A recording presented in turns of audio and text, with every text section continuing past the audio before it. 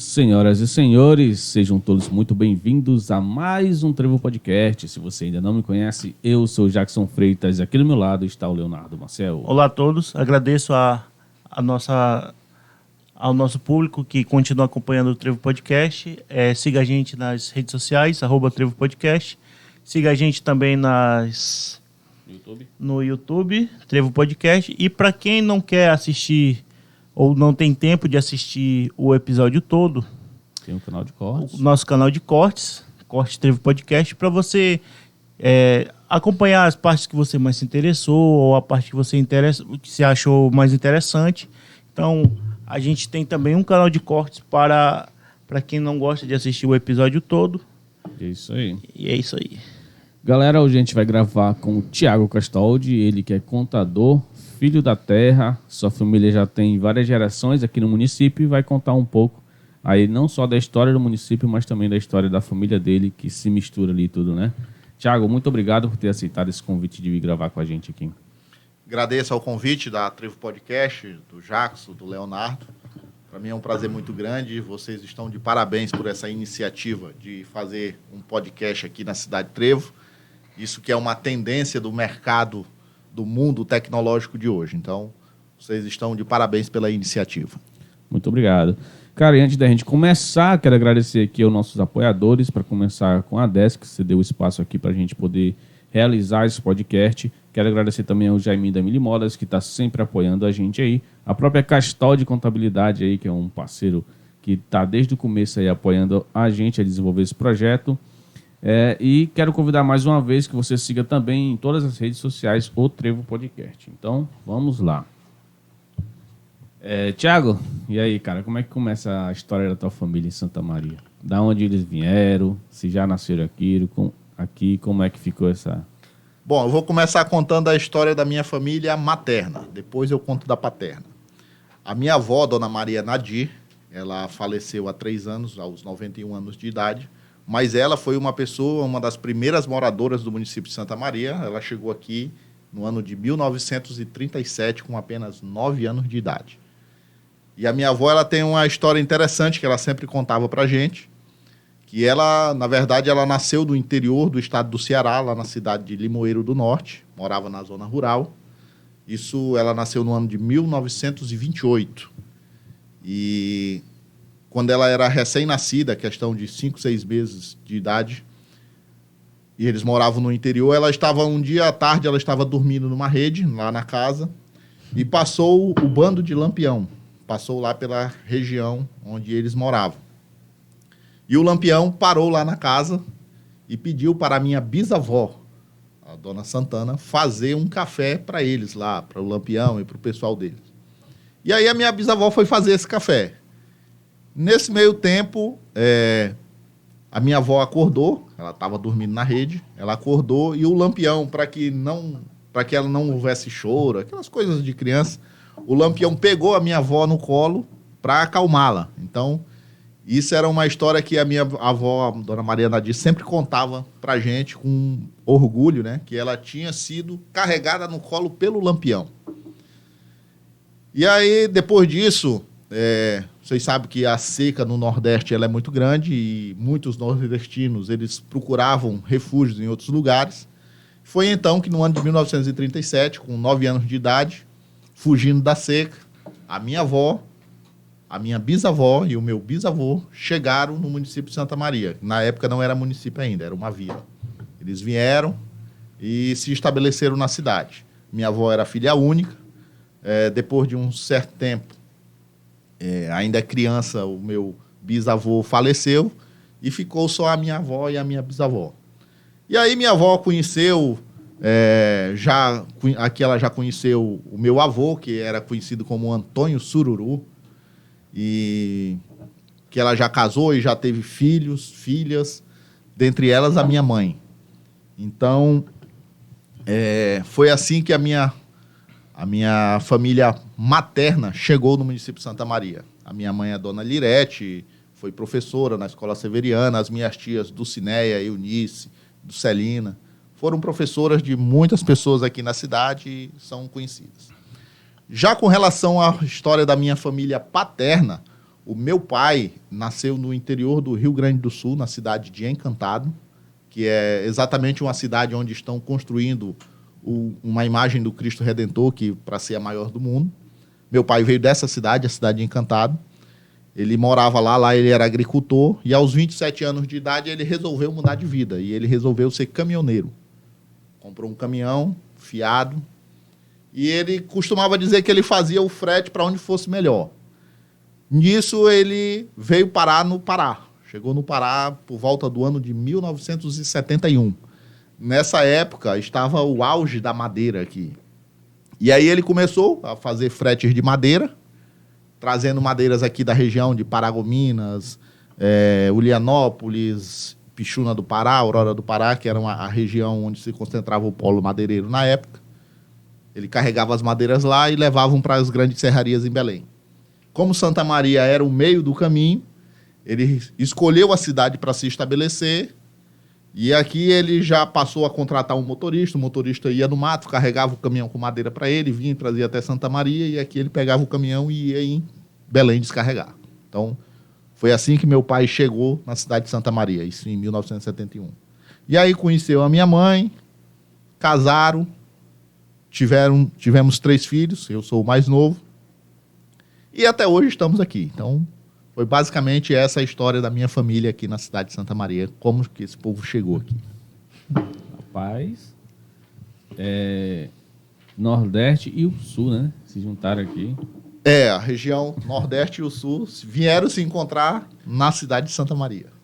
O típico de que Santa Maria, ela sempre foi povoada por pessoal do Nordeste, né? Em grande maioria, né? E tem também de outros setores, aí é um exemplo claro. E, assim, como foi que tu se tornou, de que momento tu achou que ia se tornar um contador? E como foi que tu pensou em montar um escritório de contabilidade aqui na cidade? Bom, essa pergunta é uma pergunta interessante. Quando eu era criança, a minha tia, ela tinha uma loja, um dos primeiros comércios da cidade de Santa Maria foi a Clips. Clips, na verdade, é uma sigla, Comércio de Livros, Papéis e Presentes. A minha tia Eunice, antes mesmo da gente nascer, ela começou um pequeno negócio na cidade de Santa Maria para vender material escolar, e isso deu certo. Então, durante muitos anos, a Clips foi um grande comércio na cidade. A Clips durou 45 anos, teve 45 anos de mercado. E quando eu era criança, eu tinha aí seus 7, 8 anos de idade, eu ajudava lá na Clips, arrumava as mercadorias na prateleira e tal. Eu me lembro que quando eu era criança, na época do governo do presidente Sarney, que tinha a inflação e as mercadorias elas subiam de preço de um mês para o outro. E aí eu me lembro que ia no banco, pegava uma tabela em que o banco estimava já a inflação de todos os meses, e aí a gente, quando virava o mês, a gente precisava atualizar o preço das mercadorias. E eu aprendi a fazer essa conta já lá quando eu era criança. Anos depois, o meu pai, ele tinha plantio de pimenta do reino e ele tinha muitos funcionários. E meu pai era uma pessoa que pouco sabia escrever e lia muito pouco. A alfabetização dele era muito baixa. Então, eu ajudava ele já lá para fazer as contas, para pagar os trabalhadores que trabalhavam no pimental dele. Porque quando era dia de sábado, ele tinha lá 50, 60 trabalhadores para pagar. Quando era no sábado, ele tinha os trabalhadores que trabalhavam nas terras dele, que precisavam receber, e aí eu dava uma ajuda, fazendo a conta lá para ele, escrevendo o nome de cada trabalhador e tal. Então, quando eu cresci, que eu precisei fazer o vestibular, eu pensei, que profissão eu escolho? E aí eu lembrei de tudo isso que eu fazia na infância, e aí pensei, contabilidade, não pode ter outra coisa. Então, foi aí que eu decidi abraçar o curso de contabilidade. Naquela época que você começou a fazer prestou o vestibular para fazer contabilidade, aqui em Santa Maria, como funcionava? Já tinha alguns escritórios ou não tinha? Era uma área com carência? Até o ano de 2006, que foi o ano que eu me formei, no município de Santa Maria só existia um escritório de contabilidade, que era o do seu Antônio Alencar. O seu Antônio Alencar, nosso colega de profissão, está vivo até hoje, graças a Deus, e tem o escritório dele, que hoje é administrado pelos filhos dele, o Alan e a Vanessa, que são pessoas extremamente competentes. Mas naquela época só tinha eles. Então, depois que eu me formei, que aí eu vim para a cidade, comecei escritório e tal, e aí, graças a Deus, o mundo ele cresce muito, as coisas elas avançam muito. Então, hoje, já não existe mais só o escritório do seu Alencar e não existe só o meu escritório. Existem também outros escritórios aí na cidade. O teu escritório, no caso, foi o segundo escritório do município? Foi o segundo escritório de contabilidade da cidade. Originalmente, ele não nasceu sendo localizado onde ele é hoje, né? Não. Ele nasceu na rua Praça da Matriz, ali nos altos da papelaria Clips, né? Começou pequeno, o nome não era Castol de Contabilidade, era Maranata Assessoria Contábil. E aí, depois, com o crescer dos negócios, a gente mudou a localização e mudou o nome. Certo, legal. Para quem não sabe, o Thiago, ele entende um pouco da história do município, devido ele ouvia bastante dos seus avós, das suas tias, aquilo que ia acontecer no passado, né? E daí ele listou aqui vários assuntos que ele pode contar um pouco, que ele já ouviu a família contando e também que ele já vivenciou. E tem muita coisa aqui que a gente pode colocar aqui nesse podcast. E se você que está assistindo souber mais a fundo da história de qualquer um desses assuntos, você esteja convidado a vir aqui contar mais para a gente, trazer pessoas, trazer objetos, como é o caso aqui, que ele trouxe canecas da época dos festivais de chopp que tinha aqui em Santa Maria, que eu acho que muito deve se lembrar aí, né? E um dos velha guarda, né, bicho? É velha guarda, né? Lá na tua tia também tem bastante, né, Léo? Era porque o pessoal da minha família gostava muito e era algo muito tradicional aqui em Santa Maria. O pessoal frequentava bastante. Então, lá na casa da minha avó, na casa da minha tia, tem herança, né, do meu avô que participava. Meu avô também viveu até a morte dele aqui em Santa Maria, viu muita coisa. Infelizmente, eu não posso, não vou poder trazer ele aqui, né? Infelizmente, mas desde andar no trem a viver aqui em Santa Maria na década de 60, 70, 50, vindo também nordestino, então ele viveu muito aqui, né? Viveu muito aqui. E tem uma proximidade muito grande ali com a família do Thiago. Também, né? Ali na rua do... As famílias mais antigas, todas se conheciam, Sim, todos né? se conhecem. Um dos assuntos que tu colocou aqui foi um curso de datilografia, cara. Como foi esse curso? Quem fez ele? Para começar, o que é a datilografia, para quem não sabe? Bom, antes de ter os computadores, os documentos, eles eram escritos em máquinas de escrever, em datilografia. E existia cursos, hoje, da mesma forma que hoje existem cursos de informática para ensinar as pessoas a operar o computador, existia também o curso de datilografia, que era um curso voltado para ensinar as pessoas a operar as máquinas de escrever. Lá no meu escritório, por exemplo, eu tenho uma máquina de datilografia que a gente usa lá como objeto de decoração. Mas isso era um maquinário que era muito usado antigamente. Fazendo aqui até uma referência ao nosso colega de contabilidade, o seu Antônio Alencar, eu lembro que antigamente ele tinha muitas máquinas lá de escrever no escritório dele. Então, esses cursos eles eram oferecidos na cidade. E eu me lembro que perto da minha casa ali, entre a Assembleia de Deus e onde é o escritório hoje, tinha ali uma plaquinha de um pessoal que fazia curso de datilografia, tinha um outro em frente à Praça da Matriz e tal. Então, muitas pessoas procuravam fazer esses cursos porque era um requisito básico para quem quisesse conseguir um emprego. Então, pessoa que ia colocar o currículo em algum lugar e tal, tinha que ter lá no currículo que sabia datilografar. Igual hoje em dia, no mínimo tem que ter o curso básico avançado de informática, né? Exatamente. Hoje Excel. Cara, e a construção do fórum? Tu lembra ainda ou não era da tua época? Lembro, o fórum era um prédio abandonado, que era uma antiga casa, acho que até que era do seu Zeca Garcia, eu não tenho certeza, que é parente do Ney Garcia e tal. E aí eu era criança, eu não sei se essa área foi cedida ou se foi vendida para o Estado. E aí houve a construção do fórum. Eu me lembro que eu era criança quando foi entregue o fórum da cidade e tal, todo bonitinho. Cheguei até a dar uma volta lá por dentro. Já conheci todo o fórum da cidade quando eu era criança, quando ele foi recém-inaugurado. Certo. Um dos outros assuntos também que tu colocou aqui foi o valão da rua Bernardo Saião. Esse valão é interessante. Ali naquele trecho que vai da Assembleia de Deus até aqui, já a Rua da Selpa e tal, existia um valão a céu aberto ali, era um valão grande. E esse valão passava, inclusive, na frente da minha casa, onde a gente morava, que a minha mãe mora até hoje. Era um valão imenso e costumava crescer os matos nas laterais, capim, aquele capim grande, que é o capim elefante e tal. E a gente, quando era criança, que chovia e tal, que passava aquele volume de água toda ali, a gente tomou muito banho ali naquela vala, brincando. Sabe que criança é bicho astuto. Então tinha esse valão, esse valão só veio acabar já na época da gestão do prefeito Arlindo, que foi ele quem alongou um pouco mais ali a obra do saneamento naquela área.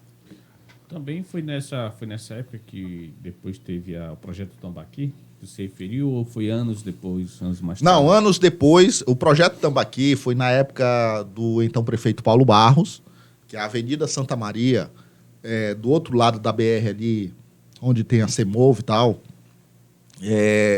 Aquela obra de urbanização, que tem o canteiro no meio e tal, ela só ia até a rua Vicente Fernandes.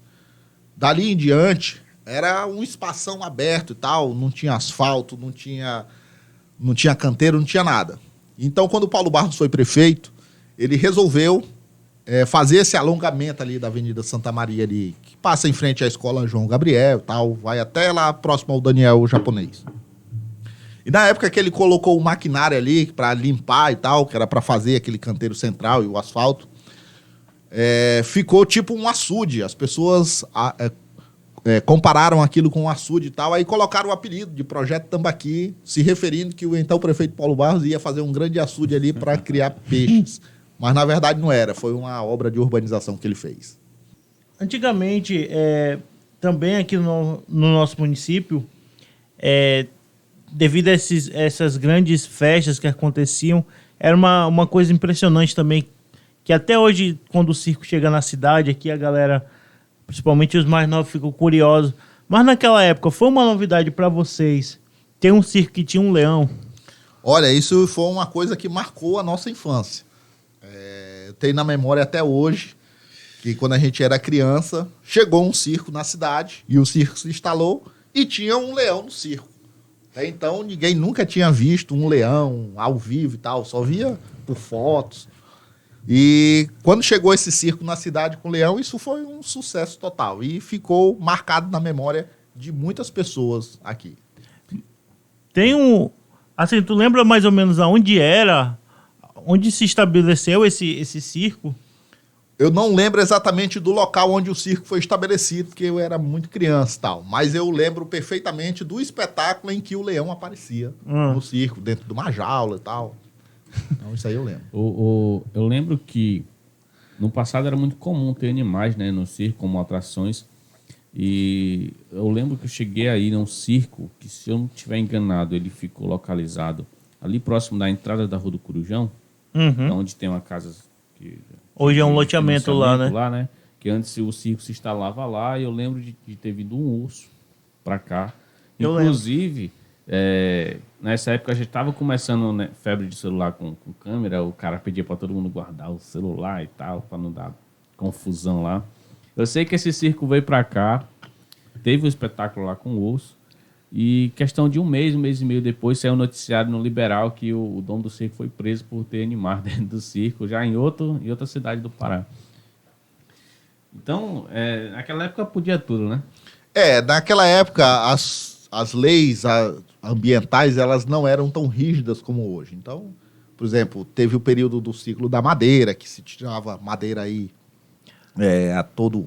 do jeito que quisesse, tinha a questão dos animais e tal. Mas hoje as coisas mudaram. As leis ambientais, elas estão mais rígidas e não permitem mais que essas coisas aconteçam.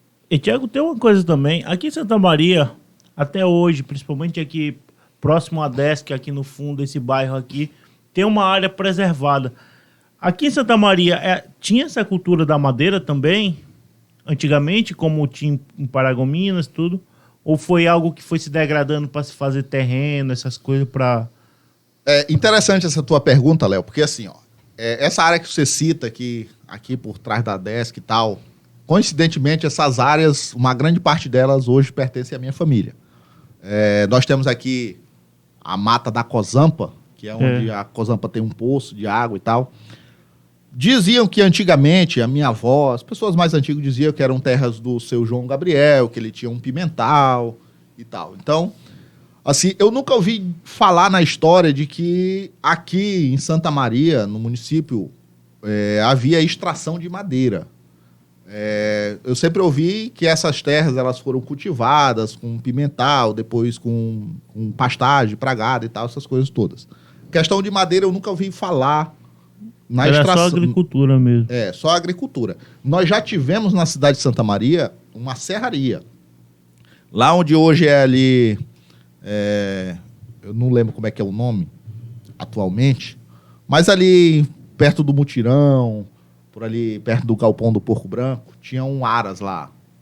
Aquele aras foi uma serraria que foi montada por um gaúcho, que esse gaúcho chegou na cidade de Santa Maria por intermédio do meu pai. O nome desse gaúcho chamava-se Miron Hit. Ele era lá da cidade de Lajeado, no Rio Grande do Sul. E ele veio e colocou uma serraria lá. Então ele adquiria madeiras aqui perto e serrava e tal e vendia. Depois o Miron foi embora. Meu pai acabou comprando essa área onde era a serraria, mas ele não deu continuidade com a atividade de serraria. Ele acabou vendendo para uma outra pessoa, que foi o seu Adão, que foi aí que surgiu o Aras, né? Que aí passou a fazer festa, corrida de cavalo, esses negócios todos. Quando tu era pequeno, já tinha água encanada na cidade? Sim, já havia água encanada na cidade. A bomba já era aqui? Já tinha todo esse processo? Não, a bomba ainda era uma lá no centro, ainda não existia esse outro sistema de abastecimento de água aqui da Cozampa, aqui próximo da Desk. Anos depois que foi construído e tal. Talvez essa área também tenha sido mais preservada por essa questão, né? Até hoje. Sim, sim. E, Tiago, outra coisa também, na década de 90 ali, quando eu tô chutando a tua idade, assim, permeando assim, os teus 18, 20 anos. Eu nasci em 85. Então, eu pensei que tu era um pouquinho mais para trás, porque na década de 90, eu já ouvi muitos relatos dizendo que Santa Maria era só uma parte aqui da avenida e até ali mais ou menos no cemitério, e não tinha muito essas partes para cá, para Santa Lúcia. Não era muito povoado também ali para a Baixada. A cidade de Santa Maria, na questão aqui das avenidas, por exemplo, na Avenida Santa Maria, ela ia mais ou menos até ali a Rua Vicente Fernandes. Depois que o Paulo Barros fez lá a obra de urbanização e tal, o chamado Projeto Tambaqui, que desenvolveu mais aquela região. Pro outro lado aqui só existia o bairro do Mutirão, Pinheiro, esses outros bairros não existiam. Pro lado de cá, vinha até aqui a Rua da Selpa, não tinha Estrelão, nada disso. E pro lado de lá, acho que ia só até a Rua Esplanada, por ali assim, não tinha o bairro Marilândia, Barrolândia, perdão. Não tinha o Barrolândia ainda. O Barrolândia também já foi uma obra já... A família tinha terreno lá, né, Alon? Tinha uma parte do Barrolândia, era da minha família. E se fala muito também que esses bairros, tirando o Mutirão, a grande parte foram invasões, né? Fala-se muito que foram invasões, né? Que as pessoas começaram invadindo e tal, e até que chegou um ponto que não se dava mais para controlar as invasões, e aí resolveram transformar num bairro. Se eu não estiver enganado, o Laércio falou que esse terreno aqui onde pega ali a praça, a prefeitura, até a bomba d'água, tudo era foram doações para a igreja, e o pessoal foi invadindo e se tornou aquele uso capião, que chama? Aconteceu assim, na gestão anterior, Não vou falar de política, mas eu preciso citar aqui um ponto da gestão anterior. Eu participei do governo municipal, eu fui secretário.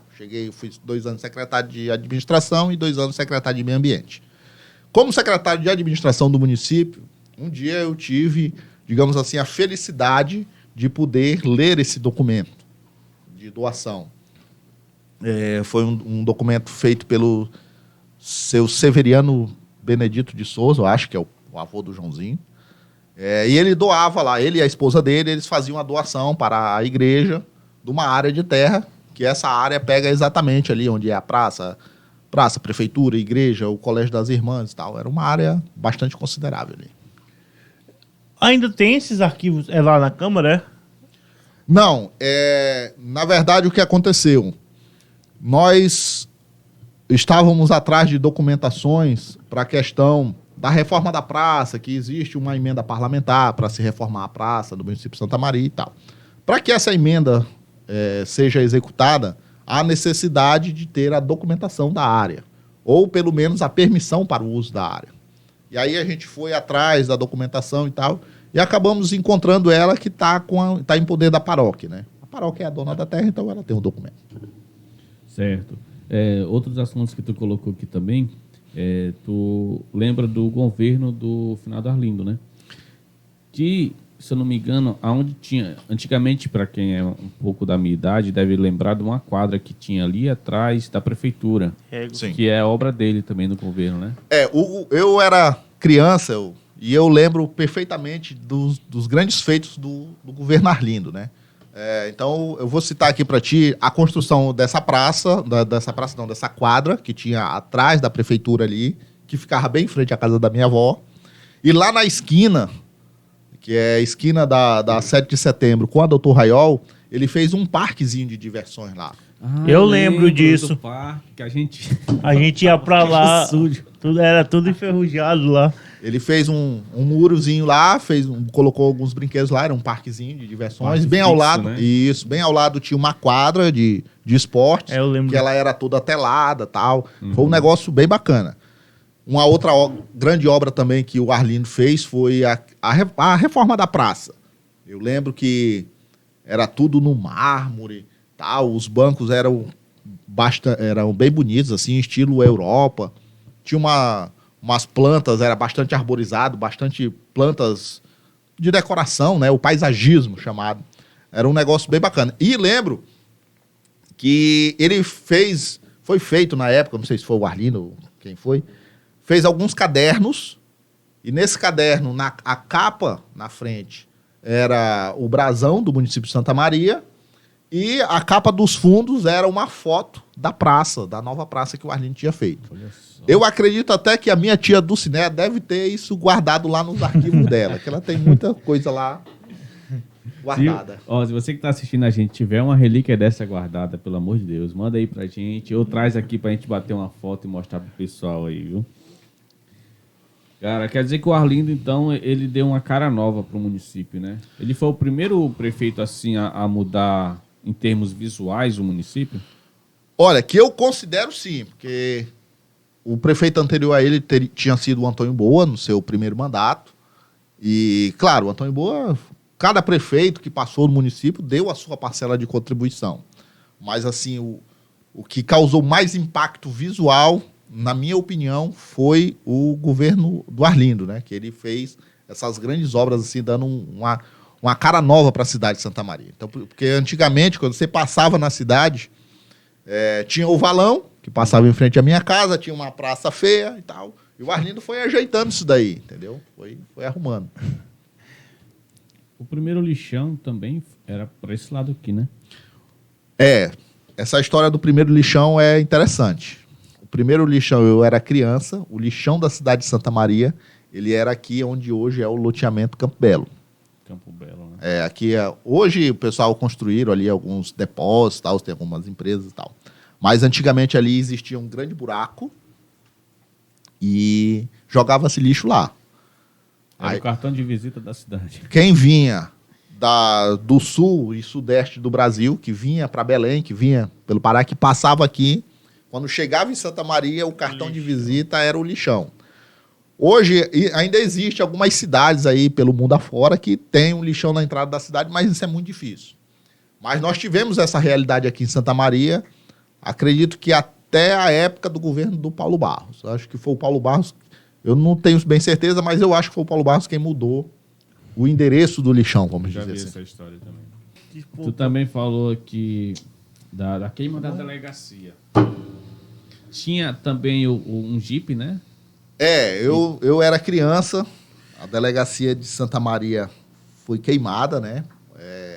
Já era? Mas já era ali na Doutor Raiol, ali nos fundos da casa da tua avó? Sim, já era ali. A delegacia ela funcionava ali na rua Doutor Raiol. Tinha um Jeepzinho, um Jeep Williams, que na porta do Jeep tinha escrito lá, Delegacia de Polícia e tal, Santa Maria. Tinha o delegado Tampinha, que foi um delegado famoso aqui na cidade de Santa Maria. Um dos episódios que eu lembro perfeitamente do delegado Tampinha foi um dia que ele pegou um cara que roubou um bujão de gás de uma casa. E aí ele deixou o cara a manhã inteira lá na frente da delegacia com o bujão de gás na cabeça. Eu me lembro que quando o cara queria descansar um pouquinho, que queria botar aqui pra costa, ele... Não, tem que ser na cabeça. E botava na cabeça do cara. Então, o delegado Tampinha, ele foi famoso aqui na cidade por essas histórias que ele causou aqui. Aí tinha um Jeep e tal. Aconteceu que, eu não sei o que é que houve, se foi uma briga de um campo de futebol, aconteceu alguma coisa. E aí, me parece que um policial atirou num dos filhos do seu José Maciel. E esse jovem acabou vindo a falecer. E aí a população se revoltou e tal, e foi lá e acabou colocando fogo na delegacia. Ele estava preso lá, o suspeito? Não lembro, eu era criança e tal, eu só lembro que teve esse episódio da queima da delegacia. Já teve mais de uma queima, não foi lá? Teve, anos depois, teve uma outra queima, que eu já tentei puxar aqui na memória, mas eu não lembro o motivo dessa segunda queima da delegacia. Cara... Santa Maria é cor de outro mundo, né? Até hoje acontece coisa que é só aqui mesmo. É a capital do mundo, é Santa Maria. O Lápis de Cor, cara, era um colégio? Lápis de Cor foi uma escola em que eu tive o prazer e o orgulho de estudar.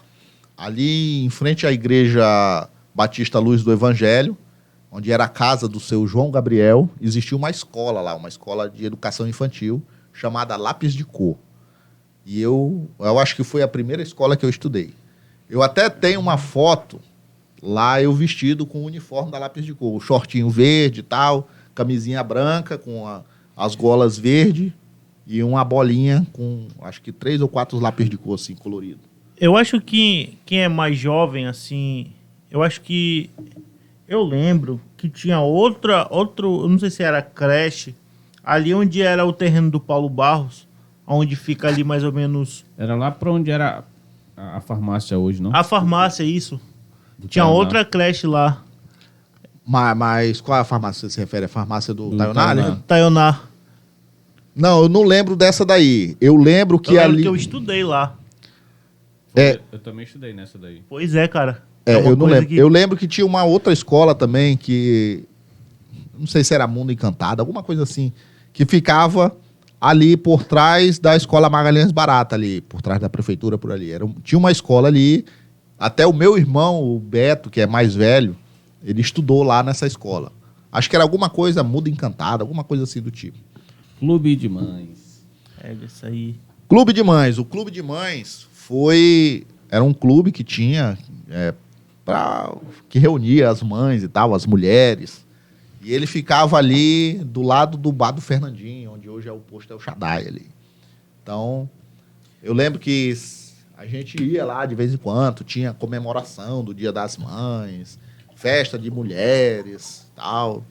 E aí a gente sempre ia para lá, sempre tinha algum evento acontecendo. Então, o Clube de Mães já teve no município de Santa Maria. Por exemplo, em Castanhal ainda existe o Clube de Mães, ali perto Era da uma Praça espécie dos de Tronos. franquia, né? Não, é uma espécie de sociedade mesmo. As pessoas se juntam e formam ali uma associação e tal para o desenvolvimento das mulheres, das mães e tal. Interessante. Acho que o Wesley Gomes, que veio aqui recentemente, Ele falou que chegou a treinar lá, o espaço era cedido para eles treinar jiu-jitsu, né? Capoeira, algo assim. Aham. Sim. Acho que a tua tia também participou desse clube de mães, né? Foi, ela participou do Clube de Mães e tal. Supermercado Baratão, esse eu não lembro. Esse também não. Esse aí não. Vou voltar um pouquinho antes do Supermercado Baratão. Antes do Supermercado Baratão, o seu Batista, que é o pai do Cleito, da Big Saúde, ele tinha um supermercado em Santa Maria, que é onde hoje é ali a Igreja Universal, do lado do Manel do Churrasquinho. Eu sou a Universal. Ele tinha um supermercado ali e depois ele vendeu esse supermercado para o seu Nilson. Acho que é isso o nome do rapaz. Seu Nilson ou é Nilton. E aí, o nome do supermercado era Supermercado O Baratão. E ele tinha 2 unidades, inclusive. Tinha essa lá, onde hoje é a Igreja Universal, e ali do outro lado da BR, ali nos fundos, onde é o supermercado Santa Maria, ali do Paulinho, que tem uma casa em cima e tal, ele tinha esses 2 supermercados. E eram supermercados grandes e tal, que vendiam muito.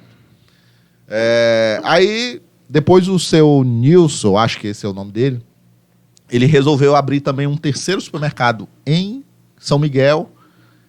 E nesse supermercado de São Miguel houve um assalto e, infelizmente, ele foi assassinado nesse assalto. Mas, assim, o Supermercado Baratão foi um comércio que tem história no município de Santa Maria. Foi bastante conhecido. Tinha também o supermercado do Casuzinha. O Casuzinha que era bastante famoso, tal, bastante movimentado. Casuzinha do hotel? Sim. Ali embaixo, ele tinha um supermercado ali. Já existia aquele comércio ali do outro lado da pista, do lado daquele açougue, que é muito antigo também aqui em Santa Maria. Mas qual açougue tu se refere? Aquele açougue bem aqui na esquina passando o sinal, do outro lado tem um açouguezinho, aí bem do lado tem um comércio. É o Samar, né? É, o Samar. Já existia. Esse supermercado era do seu José Maciel. Maciel.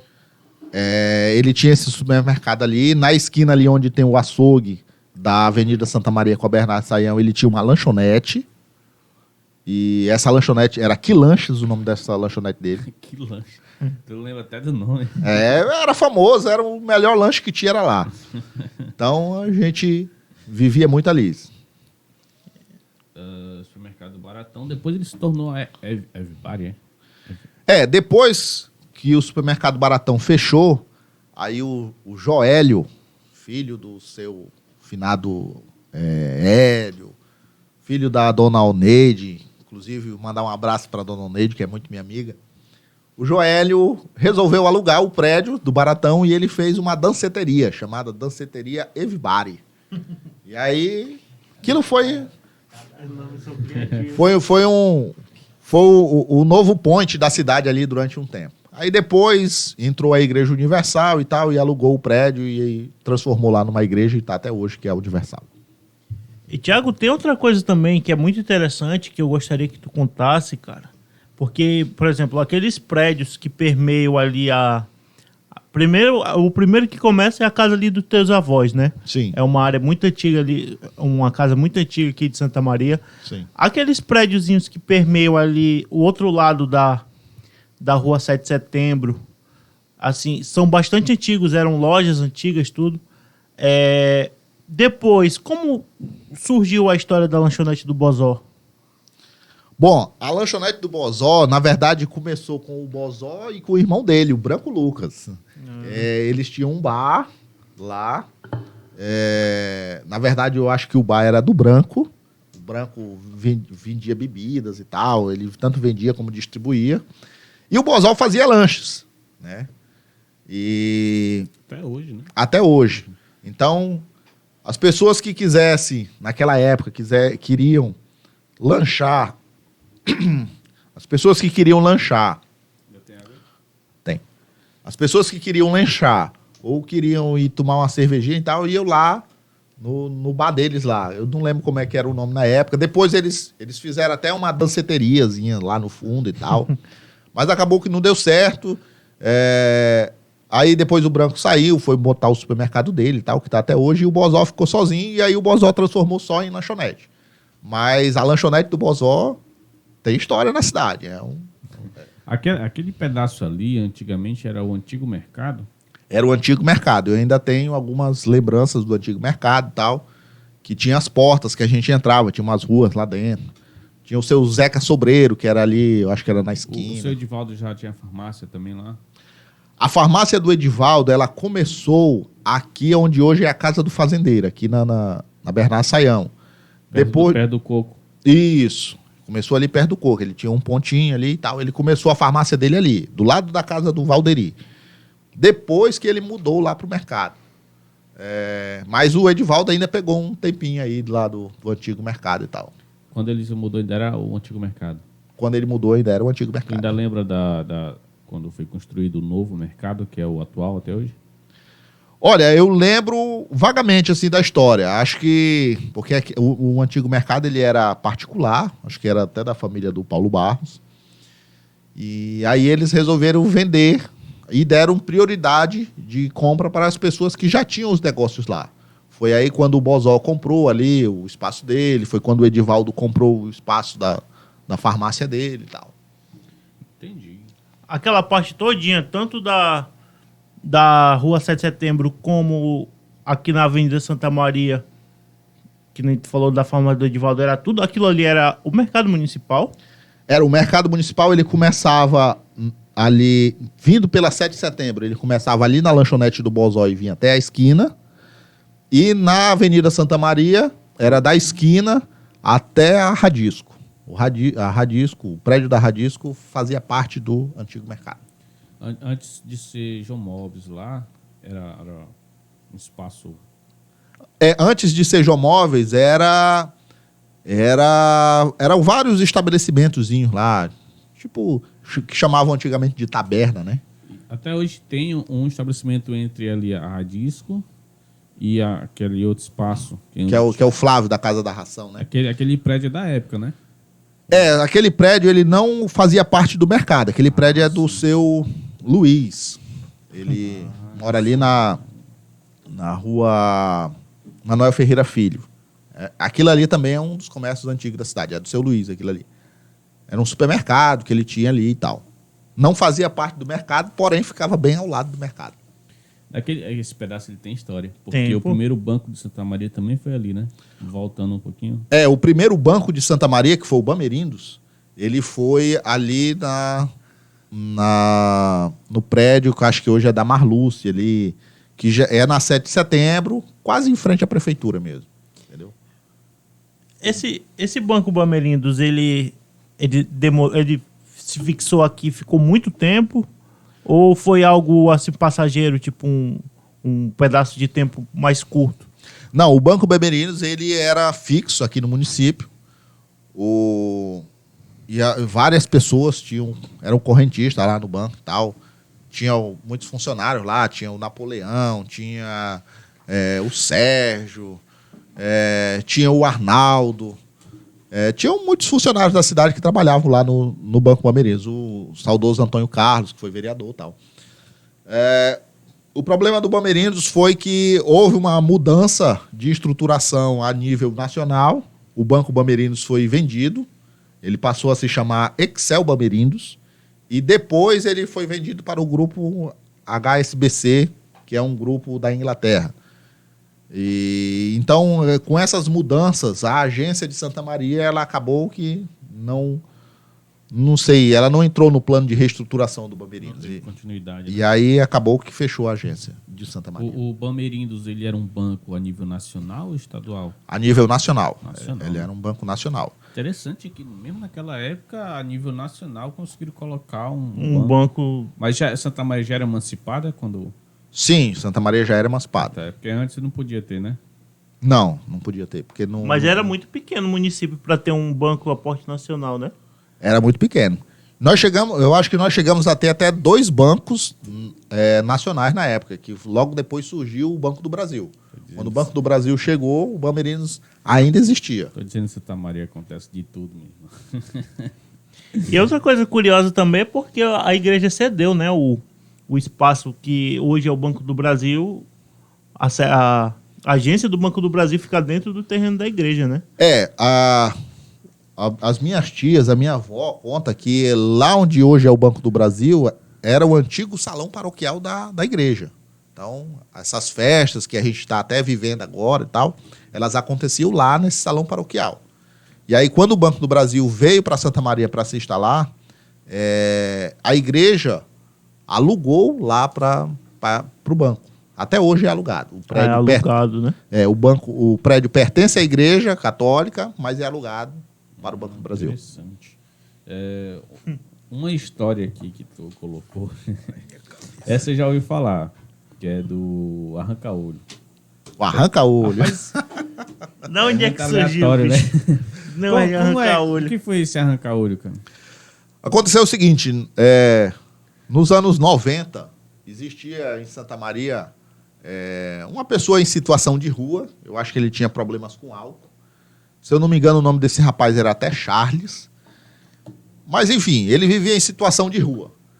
E um belo dia, ele amanheceu morto na cidade, no meio da rua. Aí foram verificar, ele estava sem os olhos. E aí começou a surgir a história de que as pessoas alguém tinha vindo na cidade e tal, tinha visto ele, e foi e arrancou os olhos dele para fazer um transplante para uma outra pessoa que estivesse precisando dos olhos, entendeu? Então aí começou a surgir na história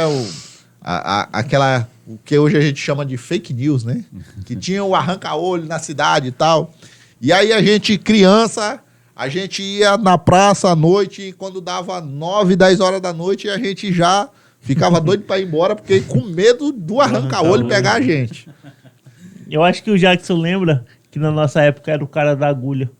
Da agulha, não. Tô lembrado, não. Eu lembro do velho do saco. O velho do saco Eu lembro até que nessa história do arranca-olho, tem um amigo nosso que é o Médici Barbosa, que foi cabeleireiro, cortou o cabelo muito tempo aqui.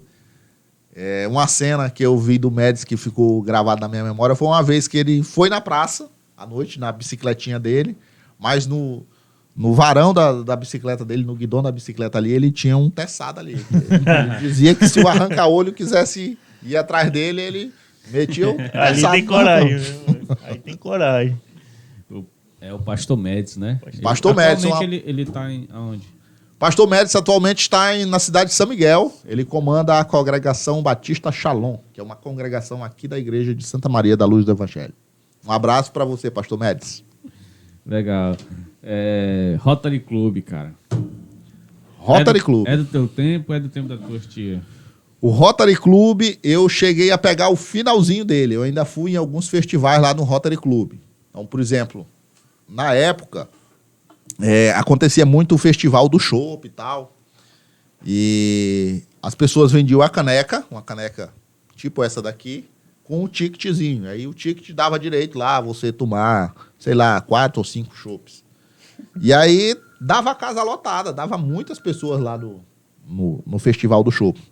E essas canecas, o interessante é que elas tinham um patrocínio atrás. Os comércios, as pessoas que queriam, né, patrocinar esses eventos, elas podiam estampar na traseira da caneca aqui, da parte de trás, a sua logo. Por exemplo, nessa caneca que eu trouxe aqui do 4º Festival do Chopp do Rotary Club, que aconteceu no dia 21 de junho do ano de 1992, quer dizer, tem 30 anos. Quem patrocinou foi o Pilares de Pedra Clube, a loja Jolar, que existe até hoje, que é de propriedade do nosso amigo Jorge Salum, lá de Nova Timoteu, um abraço para ele. O supermercado São Luís, que era do seu Luiz, também lembro desse cara, e do Pedro Paulo Medeiros, que era vereador na época. Então... E, Thiago, além do Festival do Chopp, quais eram as outras festas tradicionais que aconteciam no Rotary que tu consegue lembrar, assim? Bom, no Rotary eu lembro só do Festival do Chopp, mas existiam algumas outras festas que eram além do Rotary Club. Então, por exemplo, eu trouxe uma caneca aqui, essa daqui do primeiro Festival do Chopp na Escola Severiano Benedito de Souza. Ó. Você pode ver aqui. Então, me parece que o Festival do Chopp ele se iniciou com uma festa da Escola Severiano. Depois o Rotary adotou isso daí. E aí tinha os patrocínios e tal. Nessa caneca aqui, o patrocinante é a loja Radiante, da dona Creuza. Essa loja Radiante era uma loja de móveis que tinha na cidade. Ela ficava ali onde hoje é a Microlins, na Avenida Santa Maria. E a dona Creuza, que era proprietária lá, ela é a mãe do Raidan e tal, ela é bastante conhecida. Me parece que ela mora em Fortaleza hoje. Então, os festivais, eles iniciaram primeiro nas escolas e tal. Não era só o Rotary que fazia. Existia também um clube na cidade chamado Pilares de Pedra Clube, que é como se fosse uma associação aí de amigos e tal. E eles faziam alguns festivais, beneficência e tal, para divertir os amigos. Então, por exemplo, eu trouxe aqui uma caneca do 2º Festival de Chopp do Pilares de Pedra Clube. Esse festival ele aconteceu em 29 de dezembro de 1991. No dia do aniversário da cidade, né? No dia do aniversário da cidade, exatamente. E o Pilares de Pedra foi um clube que foi fundado no ano de 89. Quem sabe contar a história bem bacana do Pilares de Pedra é a minha tia do Ciné, que inclusive ela chegou a ser presidente do Pilares. Do Cinéia, vamos gravar, viu? Já fica aqui o convite para ela. E aqui, nessa caneca, os patrocinantes eram a Clips, o Hospital da Ordem Terceira, o próprio Rotary Clube e a loja Jolá. Existiam também outros patrocinantes e tal. Eu lembro que hoje em dia, entende-se que hoje em dia, quando vai ter aqueles carnavais que o pessoal faz bloco, aí bota um monte de patrocinador atrás. Na época era as canecas. Era nas canecas, exatamente. Tem uma caneca aqui interessante que eu trouxe, que ela fala do 3º Festival do Vinho. O que aconteceu? O meu pai, como ele era gaúcho, e todos os anos ele ia no Rio Grande do Sul, numa das viagens dele, ele encontrou um vinho lá na cidade de Flores da Cunha, chamado Vinhos Galioto. E ele tomou um vinho desse lá e gostou do vinho. E disse, vou levar esse vinho para o Pará. E aí ele começou a trazer o vinho de lá para cá, só para o consumo próprio mesmo. Mas como ele era uma pessoa que recebia muitas visitas em casa e tal, e as pessoas provavam o vinho dele e gostavam. E aí ele teve uma atitude, não, eu vou começar a trazer então o vinho Galioto do Rio Grande do Sul aqui para Santa Maria e vou começar a comercializar. E aí esse negócio ganhou força, teve uma época aqui na cidade em que as pessoas não tomavam cerveja, elas tomavam vinho. Hoje as pessoas se reúnem, não, vamos no bar tomar uma cerveja, né? Uhum. Naquela época não, hoje nós vamos tomar um garrafão de vinho. Aí iam lá com meu pai e compravam um garrafão de vinho dele e tal. E ele tinha um comércio que era chamado Cerealista Gaúcho. E essa questão do vinho foi tão forte que começaram a fazer, da mesma forma que existiam os festivais de chopp, começou a fazer-se o Festival do Vinho. Então, por exemplo, eu trouxe aqui uma caneca do 3º Festival do Vinho, que aconteceu lá na Palhoça Chapéu do Povo. Isso aqui foi nos anos 90, 95, por aí. E o patrocinador aqui é exatamente o Cerealista Gaúcho.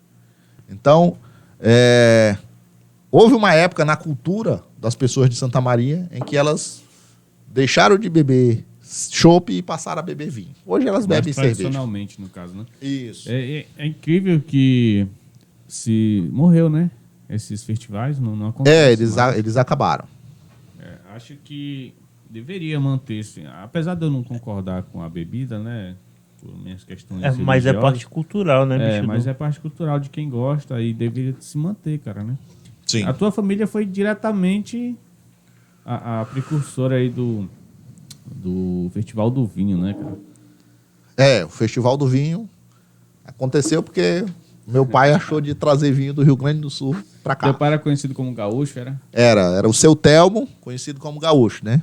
Ele foi bastante conhecido aí na cidade durante muito tempo, até os anos 90. Ele faleceu no ano 2000, então até de 71, que foi o ano que ele chegou aqui, até o ano 2000, ele foi bastante conhecido na cidade. Legal. Eu não cheguei a conhecer, não. Muito novo na época, né, que ele faleceu. Mas já ouvi muita história. Às vezes a pessoa tu trabalha com filho gaúcho, e tal. Isso mesmo. Pilares de Pedra. O que foi o Pilares de Pedra? Pilares de Pedra foi um clube que surgiu na cidade de Santa Maria no final dos anos 80, lá por 88, 89. E eles tinham o objetivo de reunir os amigos para fazer tipo uma confraternização. E aí eles formaram um clube, que foi o Pilares de Pedra Clube, E depois, com o passar do tempo, essas atividades do Pilares elas foram incorporadas ao do Rotary Club. Né? Léo, deixa eu fazer uma pergunta aqui. Tu lembra da Guerra do Golfo? Da Guerra do Golfo da década de 90? Conta aí pra nós aí o que Santa Maria tem a ver. Rapaz, tem alguma coisa a ver? Eu tô curioso agora. Eu era criança, estudava no colégio Nossa Senhora Auxiliadora. E aí o Jader era o governador do Pará na época. E alguns municípios do Pará, eles receberam como doação do governo americano alguns ônibus que o exército americano havia utilizado na Guerra do Golfo. E nós recebemos, chegou em Santa Maria na época um ônibus escolar, amarelinho e tal, que veio da Guerra do Golfo. As pessoas diziam que aquele ônibus tinha vindo da guerra. E eu me lembro que eu andei nesse ônibus. Logo depois disso, o Jader precisou sair do mandato de governador, assumiu o vice dele, que era o Carlos Santos. E um dia o Carlos Santos veio em Taciateua inaugurar a ponte, lá no Rio Taciateua. E tinha uma outra inauguração na época, eu não lembro o que era. Eu sei que mandaram esse ônibus lá para a escola e a gente entrou, todo mundo dentro desse ônibus, e nós fomos para Taciateua para a inauguração da ponte que o governador Carlos Santos ia estar lá.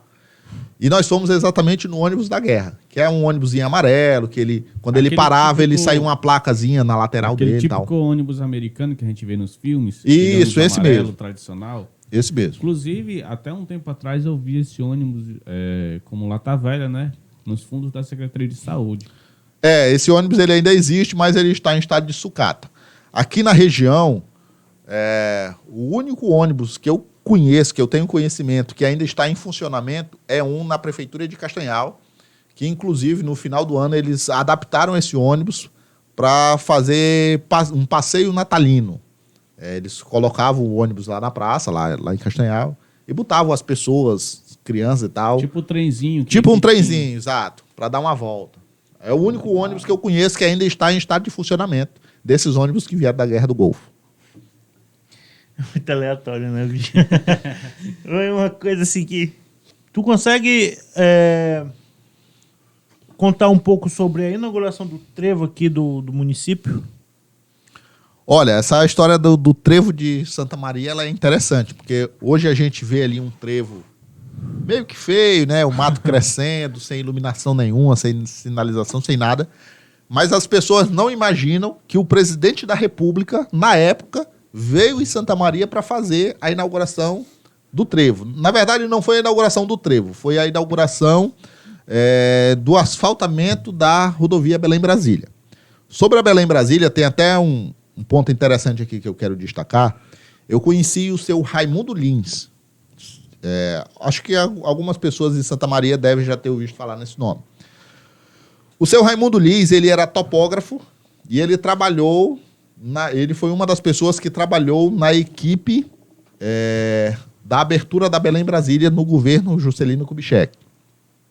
E um dia, o seu Raimundo Lins, infelizmente, já não está mais entre nós, mas um dia antes dele falecer, ele me contando a história um pouco da Belém-Brasília e tal. E aí ele me falou uma coisa interessante. Lá no município de Ulianópolis existe uma vila chamada Vila Ligação. E ele me falou por que aquela vila se chamava Ligação. Ele me disse o seguinte: quando foi abrir a estrada da Belém-Brasília, eram duas frentes de trabalho. Uma que partiu de Santa Maria sentido ao Maranhão e uma outra que veio do sentido da divisa do Maranhão rumo a Santa Maria. E essas frentes de trabalho, elas se encontraram exatamente lá em Ulianópolis, lá próximo de Dom Eliseu, ali na Vila Ligação.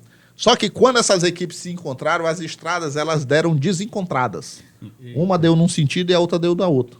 Aí precisou fazer uma ligação, que era uma curva e tal, para ligar as duas frentes de trabalho. Por isso que ficou o nome lá de Vila Ligação. Vila Ligação. E aí, com essa questão, se não me falha a memória, foi o presidente Médici. Ele veio em Santa Maria, ele desceu de helicóptero para fazer a inauguração, não só do trevo, mas do asfaltamento da rodovia Belém-Brasília, entendeu? E aí eu vi uma foto, se eu não estou enganado, é a minha tia que tem essa foto, a do Cineia. Acho que o ano foi 1961, o trevo ali todo cheio de bandeira do Brasil. É uma foto preto e branco e tal, mas a gente dá para perceber que é um negócio bonito. Todo cheio de bandeira do Brasil e tal, e desceu. E uma foto lá com o helicóptero do presidente. Ele lá inaugurando, tinha uma placa lá, uma pedra com uma placa. Mas tal, na foto aparece o helicóptero? Eu acho que aparece uma parte do helicóptero. Uma parte do helicóptero, né? Porque, se não me engano, o Laércio, lá no grupo dele, Santa Maria Histórica, ele postou uma foto do engenheiro da época, o Bernardo Saião, né? Sim. Eu já ouvi falar. Num helicóptero que ele andava nas obras da rodovia. E uma das fotos não é aqui em Santa Maria, mas ele suspeita que aquele helicóptero seria o que veio com o presidente para cá e tal. Não sei te falar. Eu sei que na foto aparece uma parte só do helicóptero, não aparece ele inteiro, entendeu? Mas realmente teve esse episódio do presidente vir na cidade fazer a inauguração do trevo. E hoje as pessoas nem imaginam isso. Nem né? imagino. É verdade. Eu posso estar enganado, mas a pedra, o monumento, não tem mais lá, né? Não tem mais. Foi tirado. Tiraram o marco lá do... Santa Maria, eu acho que agora que está aprendendo a preservar a sua história. De uns anos para cá, ali com a iniciativa do Laércio, da professora Vilma, que ela está aprendendo a preservar a sua história, né? Porque eu acho que como a gente é uma cidade de trevo, tudo que vai para Belém passa por aqui, não tem jeito. A não ser que vá pelo céu ou pela água. Então, a gente poderia explorar bastante essa movimentação que a gente tem, né? Sim, com certeza. É uma pena que as pessoas mais antigas elas não tiveram essa consciência de preservar as partes históricas, né, do município e tal. Por exemplo, voltando aqui à história do trem, as minhas tias, quando elas eram crianças, elas chegaram a andar no trem. Só ia para Castanhal, para Belém e tal, de trem, entendeu? E tinha que ir para o 18, pegar o trem lá no 18 que passava por lá. Eu já ouvi essa história mesmo, que o porto era lá no 18, mas chegou um momento que ele chegou a ter um mini porto aqui, né? Que uma charanga que andava em Ramal de Calvilho, que é um pouco menor. Ele passava por aqui, pegava grãos, alguma coisa, e depois ia pro 18 para pegar a charanga grande, para poder seguir Bragança. É possível, eu não sei, nunca me contaram essa história, mas é possível. Eu sei que as pessoas iam pro 18 para pegar o trem. E tem uma história também que o Jackson já citou aqui no podcast, que é onde é o teu escritório, lá nos fundos, tem um... Vocês suspeitam que tem uma parte do... O trilho do trem, né? Trilho Verdade. Quando tu quebrou a tampa da fossa lá, não foi? Eu precisei fazer uma reforma no prédio do escritório, que é um prédio antigo, de 50 anos. E aí eu precisei mudar a fossa de lugar. E a tampa da fossa, a ferragem que foi usada era partes do trilho do trem, da estrada de ferro Belém-Bragança. Acho que muitas casas aqui em Santa Maria foram aproveitar essa ferragem, né? Foram aproveitadas essas ferragens. Telepará, essa ainda eu lembro. A Telepará ela começou dentro do prédio da prefeitura, isso nos anos anteriores aí. Eu não cheguei a ver ela na prefeitura, mas a minha tia conta isso. Pelo que eu entendi, lá nos anos 60, 70 e tal, existiam muitas coisas que funcionavam no prédio da própria prefeitura. Por exemplo, o fórum, antes de ser no prédio ali que foi construído e tal, ele funcionava dentro do prédio da prefeitura. O cartório funcionava dentro do prédio da prefeitura. Me parece que até o escritório do seu Antônio Alencar, quando começou dentro do prédio da prefeitura, depois que ele mudou de local. E tinha lá, na prédio da prefeitura, tinha umas gabines de ligação, que as pessoas, quando queriam ligar, iam lá e faziam ligação. Depois que mudou, que era a Telepará, né? Antes do sistema de comunicação ser privatizado, eles construíram um prédiozinho ali, onde do lado é o Mini Preço, era o supermercado Mini Preço, eles construíram um prédio ali, fizeram a torre e tal. E a gente, quando queria ligar, ia lá e tinha várias cabinezinhas e tal, aí você entrava numa cabine, comprava uma ficha, botava lá e ligava. Eram poucas pessoas que tinham telefone fixo em casa naquela época. Então, a maioria... Você assistia a Orelhão? Não, o orelhão veio existir logo depois disso. Aí, O orelhão que tinha era só mesmo dentro do cada prédio. bairro tinha um orelhão, né? É. Cara, O orelhão, a febre dele foi logo depois da privatização desse sistema de telecomunicações. Que na época, a Telemar, que foi quem comprou a Telepará, ela adotou esse sistema de orelhão. Aí espalhou o orelhão aí em tudo quanto era bairro. que por teoria o orelhão ainda era para funcionar até hoje, porque pertence à empresa Oi, né? Sim. Quando ela era então, uma empresa estatal, depois que ela foi privatizada e tal. Tem uma coisa também, a Telepará ela foi adquirida porque ela tinha um potencial de mercado bom ou porque ela já estava decrescendo em coisa e já estava dando prejuízo para o Estado? A Telepará, ela foi privatizada, acho que foi no final do governo Itamar Franco, início do governo Fernando Henrique Cardoso. 94, então, né? Isso. E nessa época, o serviço de telefonia ele era bastante precário, ele necessitava de muito investimento. E pelo que eu lembro, na época, o governo alegou que ele não tinha condições de fazer as modernizações necessárias. E aí ele foi e resolveu privatizar a Telepará. Na mesma época foi privatizado também a Celpa. Tal. Como toda A estatal Cozampa, que entra em decadência, acontece isso, né? Isso. Telepará, né? É fábrica de pita. O que é essa pita? Fábrica de peta. Você foi buscar longe agora. Eu costumo dizer que Santa Maria é uma cidade de vários povos. Muitas pessoas já estão ou já passaram por Santa Maria. Muitas pessoas de fora, né? E o meu pai, como ele era uma dessas pessoas de fora e ele tinha o hábito de receber pessoas, ele recebeu muitas pessoas. Uhum.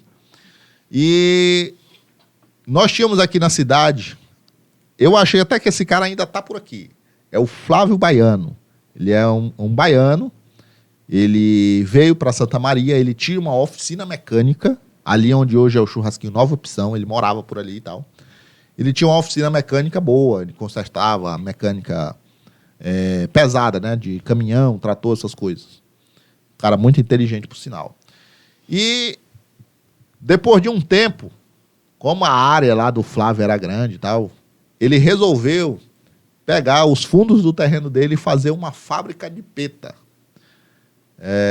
Peta nada mais é do que aquele biscoito de polvilho que hoje vende nos supermercados.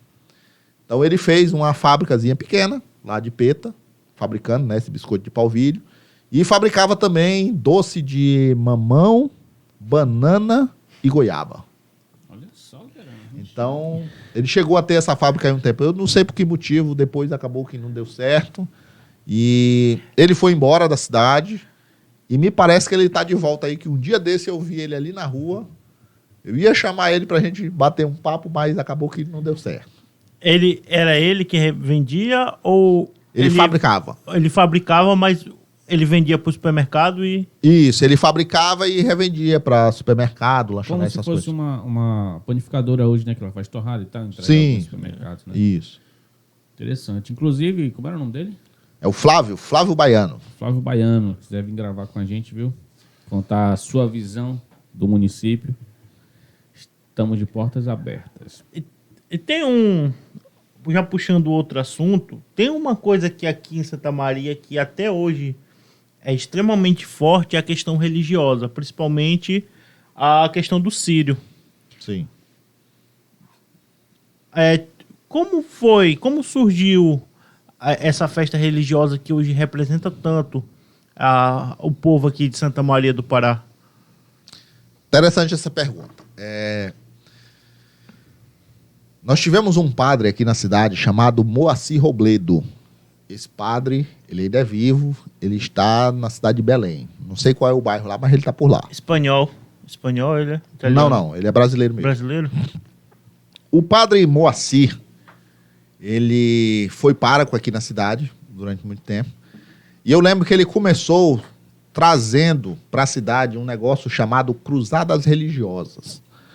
Era um determinado período do ano lá, em que ele dividiu a cidade, eu acho que foi em 4 ou 5 áreas, por cores, classificou por cores, certo? E todo dia de manhã, durante uma semana, de segunda a sábado, todo dia de manhã cedinho, 6 horas da manhã, as pessoas, os moradores daquela determinada área, eles se reuniam para rezar o texto, refletir lá sobre um texto da Bíblia e tal. E quando chegava, depois de um tempo lá, eu acho que era depois de uma semana, se salvo engano, essas pessoas se encontravam na igreja, cada zona da cidade vinha, tipo em procissão, lá para a igreja matriz, e lá tinha uma missa e tal, com a presença do bispo, aquele negócio todo.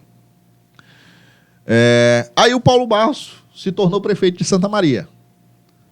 E aí eu acho que, eu não sei bem direito da história, mas eu acredito que o padre Moacir conversou com o prefeito Paulo Barros e eles foram até o bispo e começaram a trabalhar a ideia de se implantar um círio na cidade. O fato é de que começou o círio. Teve o primeiro círio da cidade. Nessa época, eu ainda era católico e eu cheguei a participar dos primeiros círios da cidade e tal. Isso foi lá pelos final dos anos 90. O padre Moacir, depois ele foi candidato a prefeito na cidade. Acabou que não deu certo para ele e tal. E aí foi quando ele foi embora da paróquia. Mas foi assim mais ou menos que começou a história do círio.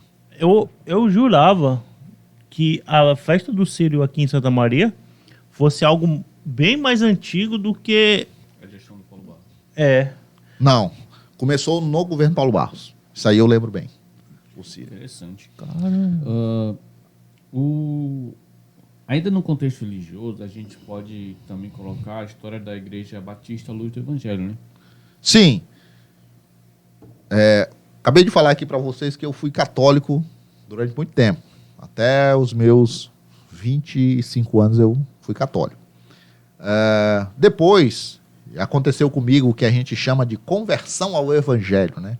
Eu me tornei um evangélico ligado à Igreja Batista Regular, Movimento Batista Regular, aqui de Santa Maria, Luz do Evangelho.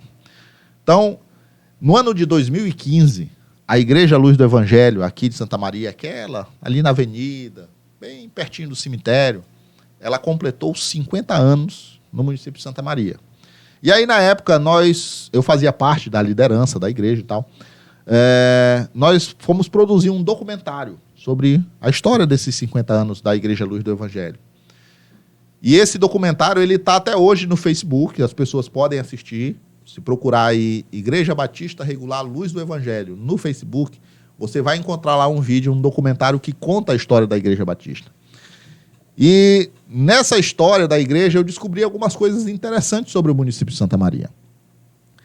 Lá no documentário existe um missionário americano, esse cara é vivo até hoje, ele mora em Ananindeua, o pastor Eric McLean, ele é americano. Aconteceu o seguinte,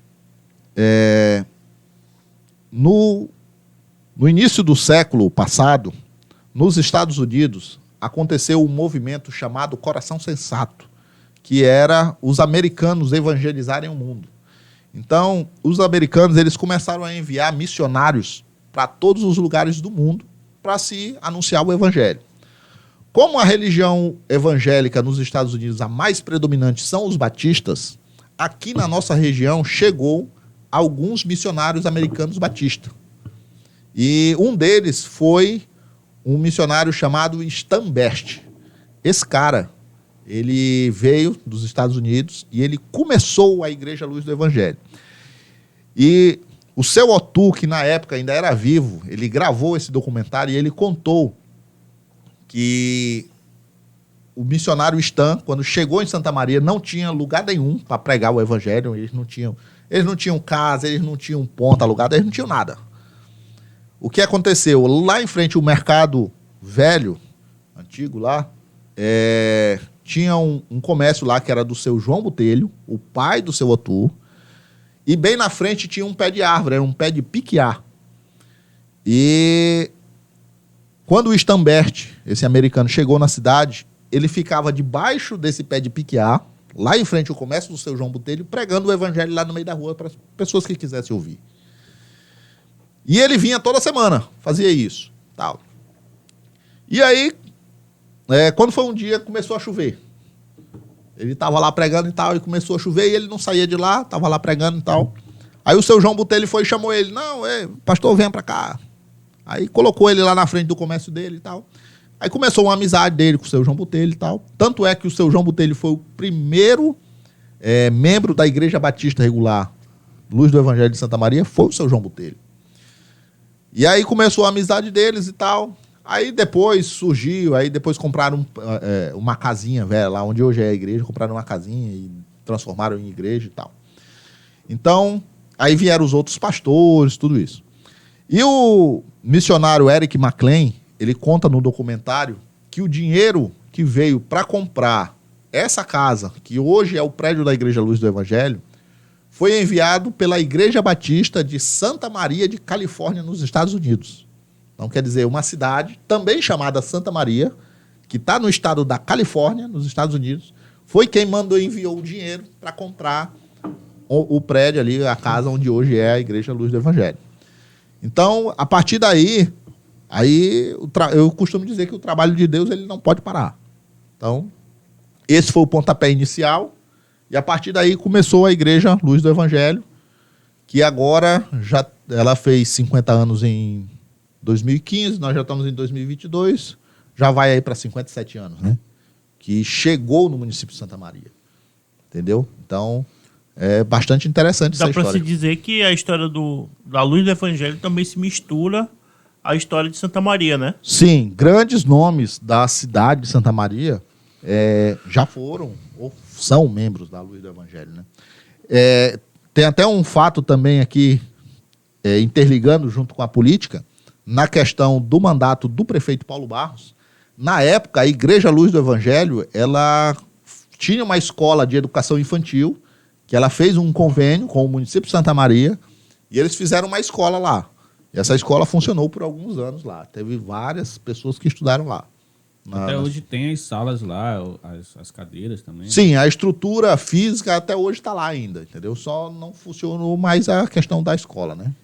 Eu posso estar enganado, mas eu acho que essa missão que veio os americanos para cá, onde mais tarde se originou a Luz do Evangelho, acho que é a mesma missão que mandou aquele famoso missionário Paul Wash, americano, que prega... Ele é muito famoso lá nos Estados Unidos, ele é batista e prega o Evangelho em outro continente, o africano ali. A missão que mandou o Stambest para cá foi a Baptist Mid Missions. É uma missão americana, ela existe até hoje. E ela enviou não só aqui para Santa Maria, mas para vários municípios aqui da região. Veio para São Miguel, para Mãe do Rio, para Castanhal, Cidade Nova, Concórdia do Pará. Então, enfim, várias. Aquela igreja batista tem alguma espécie que fica ali em Castanhal, às margens da BR, tem alguma ligação com a nossa aqui de Santa Maria? Ou é outra denominação da Batista? Não, ali, essa que você fala, se refere, que fica em frente ao terminal rodoviário de Castanhal, ela é a PIB, é a Primeira Igreja Batista. O que aconteceu? No final do século, acho que 18 ou 17, eu não lembro direito, o movimento batista ele sofreu uma ramificação. Porque alguns movimentos começaram a adotar práticas em que eles acreditavam que eram antibíblicas. Então, houve uma espécie de um racha. E aí, partiu em dois pedaços, vamos usar esse exemplo. E uma dessas ramificações é a PIB, que é a Primeira Igreja Batista, e outra ramificação é os batistas regulares, que é a Luz do Evangelho. Entendeu? Então, lá na cidade de Castanhal, essa PIB, em frente ao terminal rodoviário, ela não faz parte da mesma convenção aqui da Batista Regular. Porém, na cidade de Castanhal, lá na Altamira, Avenida Altamira, quase esquina com a Avenida Barão do Rio Branco, existe a Igreja Batista Regular de Castanhal, que também foi fundada pelo missionário americano, enviado pela Baptist Mid Missions, que é o Eric McLean. O Eric McLean. A gente já está aí com 1h20, passa ligeiro. Ainda tem muitos assuntos aqui para puxar. Vamos tentar puxar mais rápido aqui. Tu colocou também sobre o depósito JM, é isso? Depósito JM foi um depósito de bebidas que teve na cidade de Santa Maria. Era um depósito de distribuição de cerveja da Antártica. Era uma propriedade do grupo JRM, que é o Josiel Rodrigues Martins. Ficava ali do lado onde hoje é a loja da Billy Modas. Então, eles vendiam muita cerveja lá, distribuição. Toda a festa que ia ter na cidade e tal, eles distribuíam cervejas, revendiam, né? As mesas não eram mesas de plástico como é agora, era de ferro e tal. E até hoje esse prédio lá ele faz parte da propriedade do grupo JRM. E quem administrava esse prédio aí era o seu Chico da Bebida. Felizmente ele já não está mais entre nós. Mas foi uma pessoa também que fez história no município de Santa Maria, que era bastante conhecido. O Aras Clube e o Clubinho Bosque, tu botou aqui também. Aras Clube foi lá onde era a antiga serraria lá, que um gaúcho também chamado Miron Hit fundou a serraria, e depois ele vendeu para o meu pai. E meu pai depois vendeu para uma outra pessoa chamada Adão.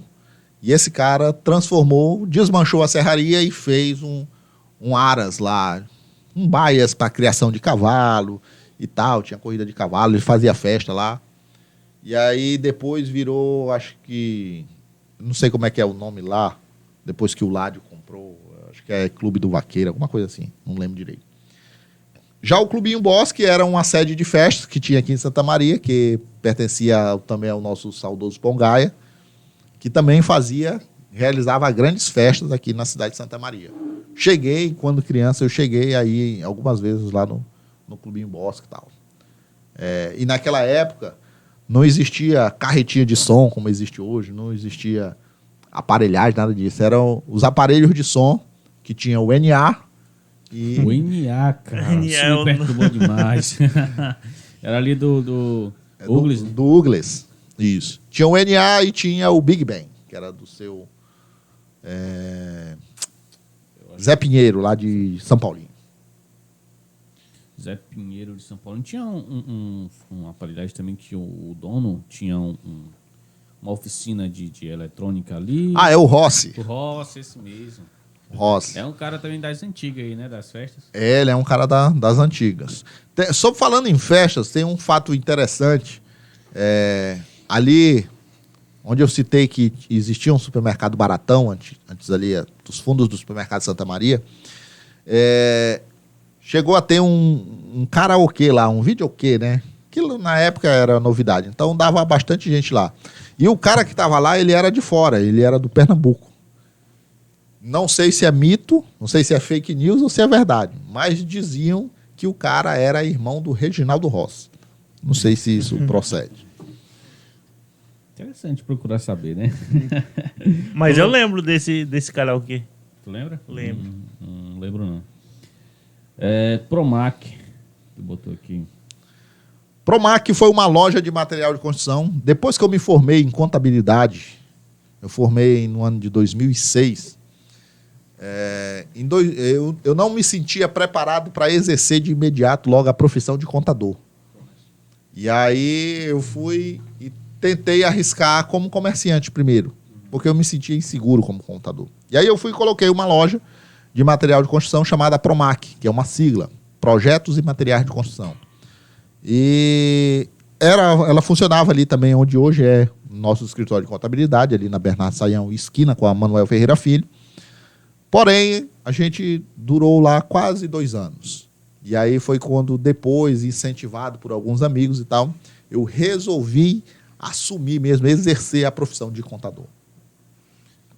Mas por que essa tua insegurança? Tu achava que tu não ia... Porque a faculdade, ela não ensina tudo. O que ensina as coisas pra gente é o dia a dia. Uhum. Então, quando eu era universitário, eu fiz um estágio no Bampará.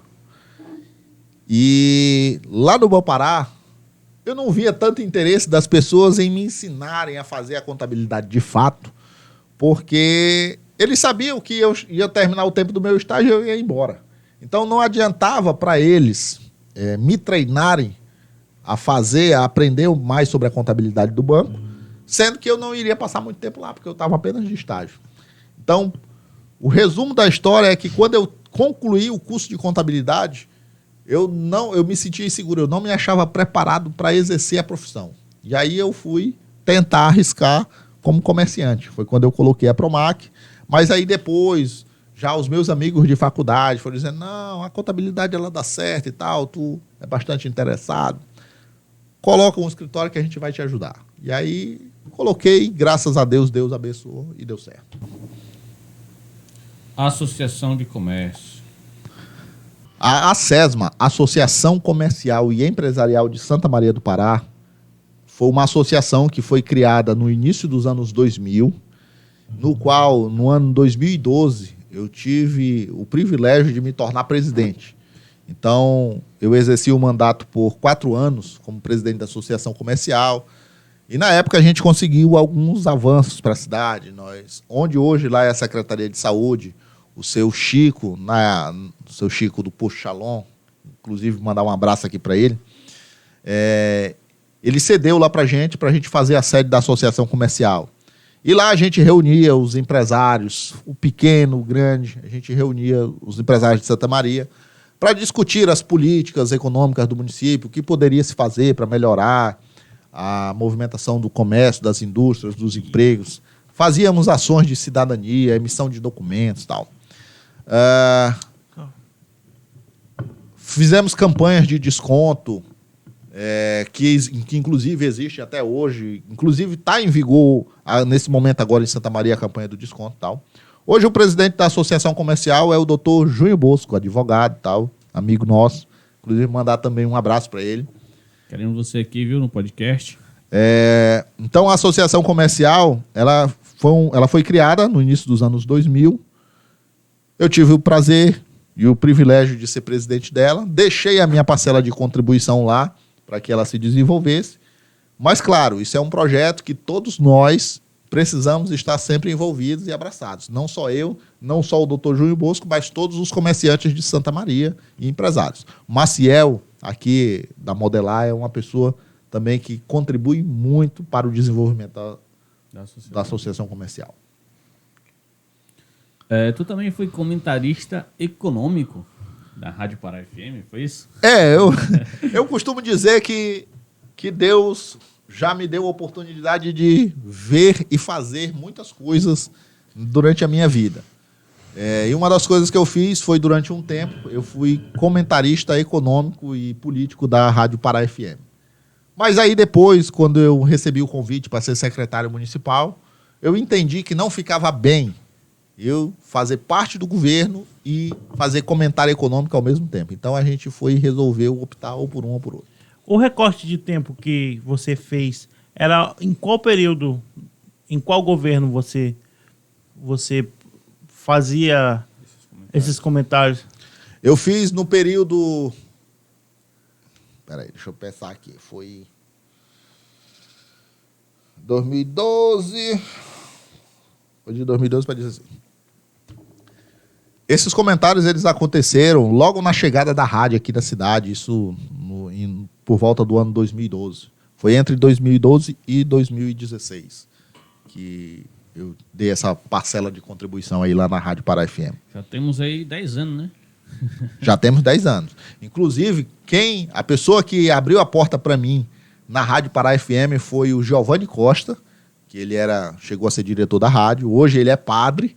Ele está, salvo engano, na paróquia de Santarém Novo. Santarém Novo. Mas lá fiz grandes amigos, o Rogério Bulhões, que é o dono da rádio, o Marcos Bulhões, o J. Teixeira, o Claudeci. Então, a rádio ela contribuiu muito também na nossa experiência de vida. Certo. A gente já percebeu que tu sempre teve uma raiz empreendedora, né? Sempre quis empreender. E tu trouxe para cá uma novidade, que era a questão da saiteria. Para quem não sabe, tu abriu primeiramente ali na anexo ao posto El Shaddai. El Shaddai, né? Acontece o seguinte, as coisas elas mudam muito e nós temos que acompanhar as tendências de mercado. O que o mercado precisa e a gente precisa oferecer para ele. Então, eu comecei a perceber que o nosso açaí do Pará, ele começou a ser conhecido mundialmente. Hoje é um sucesso mundial o açaí. E eu comecei a ver que lá fora as pessoas elas não tomam o açaí do mesmo jeito que a gente toma aqui, com a farinha de tapioca, com o charque frito, com o peixe e tal. Elas querem incrementar, elas formam um frozen, elas colocam frutas, condimentos, leite em pó, paçoca e tal. E aí eu estudei um pouco sobre o assunto na época e disse, vou levar um negócio desses para Santa Maria, porque Santa Maria é a cidade que eu amo e merece sempre o melhor. E aí eu fui e montei a Encantada Açaiteria. A gente começou lá, anexa ao posto El Shaddai. E foi um grande sucesso. Na verdade, é um grande sucesso até hoje. O que aconteceu foi que eu recebi uma proposta de negócio, uma proposta de compra muito boa, e aí eu resolvi vender. Hoje, lá é administrado por uma pessoa da minha própria família, que é a minha tia e a minha prima. Então, mas foi uma das coisas que a gente trouxe para Santa Maria para inovar o mercado da cidade. Além de todas as questões que permeiam as tuas ações aqui em Santa Maria, tem outra também que é a questão do sindicato dos trabalhadores rurais aqui do município. Pode contar um pouquinho como surgiu, teve participação? O Sindicato dos Trabalhadores Rurais de Santa Maria, ele é uma das entidades bastante antigas aqui do município. Ele começou lá atrás, eu não sei direito o ano que ele começou, mas eu lembro que ele foi presidido muito tempo pelo seu Salles, que é o pai do Freitinhas e tal, que inclusive é uma pessoa que também tem muito a contribuir aqui com o Trevo Podcast. E o sindicato dos trabalhadores rurais, ele se tornou uma entidade, um órgão muito forte na cidade. E foram eles quem construíram aquele prédio onde hoje é a Secretaria de Saúde, ali na Bernardo Saião, com a Cesarino Doce e tal. E eles ofereciam vários serviços de dentista, de advocacia para os agricultores rurais, né? Inclusive, eu quero abrir aqui um parêntese, que quem advogou por muito tempo lá no Sindicato dos Trabalhadores Rurais foi a doutora Maria do Céu Coutinho. Doutora Maria do Céu, quem não sabe, ela é uma desembargadora do Tribunal de Justiça do Estado do Pará. Ela é filha de Santa Maria e ela ocupa uma posição das mais importantes dentro do judiciário paraense hoje. Então, muitas pessoas de Santa Maria não sabem, mas nós temos uma filha de Santa Maria que faz parte do desembargo. Ela compõe o time de desembargadores do Tribunal de Justiça do Estado. Inclusive, eu quero mandar até um abraço aqui para ela, para a doutora Maria do Céu. E poder dizer que é uma imensa satisfação aqui contar um pouco dessa história que ela iniciou no sindicato, né? Então, assim, o sindicato, depois de um tempo, ele teve algumas dificuldades financeiras, aí ele precisou vender esse prédio lá onde hoje é a Secretaria de Saúde. Mas aí ele construiu uma nova sede, que é ali na BR também, na Bernardo Saião, em frente à casa da minha mãe e tal. Essa construção dessa nova sede já foi na gestão do presidente Naldão, que foi uma pessoa que também teve uma parcela de contribuição muito importante para o Sindicato dos Trabalhadores Rurais. E hoje o sindicato ele vive uma nova fase, ele está sobre o comando lá da presidente Rosinha. E o que eu acho interessante no sindicato é que ele dá oportunidade para as pessoas da cidade. Então, eu tive o prazer de ser convidado para assumir a contabilidade do sindicato. Então, hoje, para mim, isso é motivo de orgulho, porque é um dos órgãos que tem história no município de Santa Maria, uma história de sucesso, entendeu? Vamos aqui dar uma pergunta do Instagram, e de última hora chegou um aqui. A gente botou tarde ontem, né? E eu tinha esquecido de colocar a caixinha de perguntas. A pessoa mandou aqui: a impressão minha ou a gestão do Diego Freitas está mais visível do que a gestão passada? Olha, interessante essa pergunta. Para que as pessoas tomem conhecimento. A Secretaria Municipal de Meio Ambiente de Santa Maria, ela foi criada no ano de 2008 no governo da então prefeita Mari França. Primeira secretária, salvo engano, acho que foi a Soraya. depois teve o Humberto, depois teve o Renzo e depois teve eu. Para as pessoas entenderem, quando você cria uma secretaria da importância que é o meio ambiente, existem regras que precisam estar alinhadas para que a secretaria ela possa exercer a sua função de fato. Então, quando a secretaria foi criada lá em 2008, ela foi criada, porém, para que ela exercesse de fato as suas atividades, as suas atribuições, era necessário que houvesse um acompanhamento, o que a gente chama de parte burocrática, né? Que houvesse uma lei ambiental formada, que houvesse impactos firmados, que houvessem critérios que precisariam ser atendidos. Então, quando eu assumi a Secretaria do Meio Ambiente, isso em janeiro do ano 2017, eu me deparei com uma secretaria que ela não tinha as estruturas mínimas para desenvolver as suas funções. Quando eu falo de estrutura mínima, eu não estou falando de prédio, de mesa, de cadeira, não estou falando nada disso. Eu estou falando de equipe técnica, eu estou falando de leis municipais rígidas com relação ao meio ambiente, com conselho de meio ambiente formado e tal. Então, para que a secretaria pudesse exercer um trabalho visível para a população, era necessário primeiro se fazer esses ajustes. E aí foi quando eu comecei a fazer. Nós instalamos o Conselho Municipal de Meio Ambiente, abrimos a conta bancária para a secretaria, porque não tinha. Fizemos a contratação dos técnicos, o engenheiro ambiental, o engenheiro florestal, o geólogo, o engenheiro agrônomo, que são as pessoas que vão analisar os processos ambientais. Firmamos alguns pactos, fizemos o pacto com o programa Municípios Verdes, que é um pacto que visa combater o desmatamento ilegal na Amazônia e tal. Passamos a ter a habilitação, a capacidade, vamos chamar assim, para poder exercer, aplicar, né, as multas ambientais faladas, poder fazer as apreensões, poder destinar os materiais apreendidos para os locais corretos e tal. Só que, infelizmente, a minha passagem lá ela foi muito rápida, foram só 2 anos, foi 2017 e 2018. E órgão público, ele é demorado, você não consegue fazer as coisas do dia para a noite. Mas, graças a Deus, eu tenho a consciência limpa, que eu deixei a minha parcela de contribuição, não só eu, mas como todos os outros secretários que me antecederam. E hoje o trabalho do Diego Freitas, que deixa aqui registrado, está um trabalho maravilhoso. Mas é um trabalho visível, só é visível hoje porque tem uma base que nós fizemos lá atrás. Se nós não tivéssemos feito essa base lá atrás, provavelmente hoje esse trabalho não estaria tão visível assim. Repito, deixo o meu parabéns para o Diego pelo trabalho dele, mas que não só ele, mas que os próximos secretários que venham assumir a pasta, que eles também deem a sua parcela de contribuição para sempre melhorar a gestão ambiental do nosso município.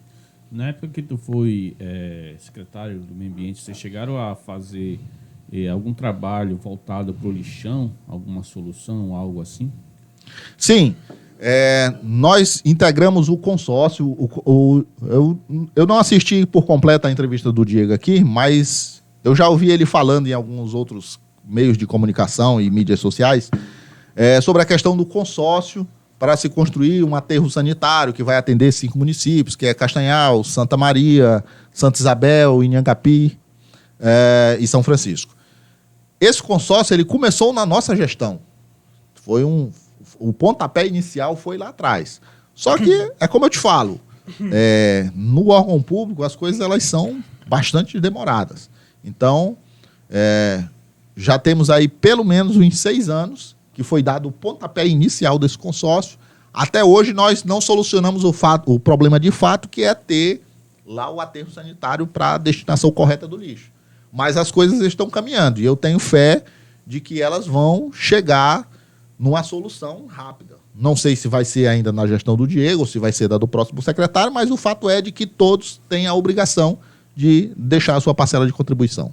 Eu lembro que uma vez foi feita uma pesquisa quando tu era secretário, que cada cidadão santamarense produzia uma quantidade de lixo. Tu ainda lembra sobre isso? É considerado que cada cidadão santamarense ele produz algo em torno de 1 quilo de lixo por dia. Então, se nós temos aqui uma população de 25 mil pessoas, nós temos aí algo em torno de 25 mil quilos de lixo produzido todos os dias, se eu falo do município de Santa Maria. E aí vai muito da conscientização de cada um preparar esse lixo para Sim, o descarte também. é um trabalho que não é só do secretário, não é só da Secretaria de Meio Ambiente, não é só do prefeito. Também precisa da parcela de contribuição da população, que é a principal interessada nisso. É porque a gente vê muita gente criticando a prefeitura, até mesmo a secretaria, quando tem algum caso de irregularidades no meio ambiente, no município, ou coleta de lixo, essas coisas. Mas muita gente se esquece de, antes de cobrar, olhar se está fazendo a sua parte, né? Exato. O erro, muitas vezes, ele começa lá atrás. É isso aí. E antes da gente finalizar, pessoal, quero pedir para que vocês se inscrevam aqui no canal, dê o like, comenta aí. Se você achou interessante algum desses assuntos que a gente puxou aqui e sabe desenvolver até mais profundamente, ou conhece algum parente, algum amigo que saiba dessa história, escreve aí, indica pra gente lá no Instagram também, lá onde a gente abre as caixinhas de perguntas. Se você quiser perguntar os nossos próximos convidados aqui, fizer qualquer pergunta, a gente não vai ler o nome de quem está perguntando, né? Porque muita gente estava com vergonha de mandar, porque a gente leu o nome aqui e tal. A gente não vai ler mais. E aí, dá essa força pra gente. Tem um canal de cortes, que você vai assistir esse episódio aqui picotado em várias partes, vários assuntos separados, que é justamente para aquela galera que trabalha no horário comercial e à noite está cansado, não tem tempo de assistir um episódio de quase 2 horas, né? É isso, Léo. Tem algum recado antes da gente entrar no último assunto aqui? Não. Eu queria agradecer, né, primeiramente o Thiago por ter aceitado o convite e a galera que está acompanhando a gente.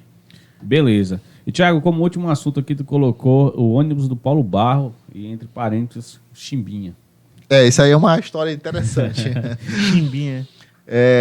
Aconteceu uma época em Santa Maria, hoje ainda acontece muito, mas há um tempo atrás, muitas pessoas, quando completavam, chegavam na 4ª série lá no Colégio Nossa Senhora Auxiliadora, muitas delas ou iam para a escola pública aqui no próprio município, ou elas iam estudar em escolas particulares lá no município de Castanhal.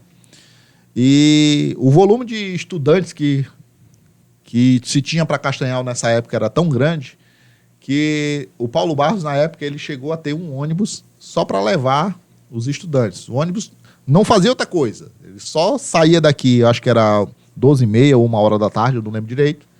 Cheio de estudante, ia para Castanhal, ficava lá esperando as aulas terminar e retornava no final do dia.